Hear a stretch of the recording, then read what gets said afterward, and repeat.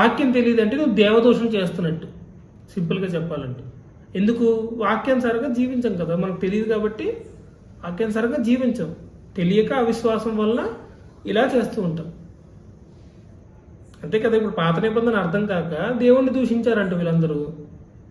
ఇప్పుడు నీకు కొత్త నిబంధన వారి పుస్తకాలు అర్థం కాక నువ్వు చేసేది ఆరాధన అల్లరు నీకు ఎలా తెలుస్తుంది? కరెక్ట్ రాంగ్ ఎలా తెలుస్తుంది? అంటే చర్చికి వచ్చి వెళ్ళిపోతే ఆరాధించినట్ట? చర్చికి వచ్చి వెళ్ళిపోతే ఆరాధించినట్టు కాదు. సో జాబ్లో కూడా మనం కొన్ని డెసిషన్స్ తీసుకోవాలంటే 56 పుస్తకాల సమూహం, ఈ సముదాయం అర్థం కాకపోతే మనకి కొన్ని డెసిషన్స్ తీసుకోలేము. 56 పుస్తకాల ఎసెన్స్ మనకు అర్థం కాకపోతే మనకి అర్థం కాదు. మనం ఏం చేస్తాం తెలుసా? దేవుని చిత్తం కనుగొంటే ఎలా? పెళ్లిలో దేవుని చిత్తం, లేకపోతే జాబ్లో దేవుని చిత్తం,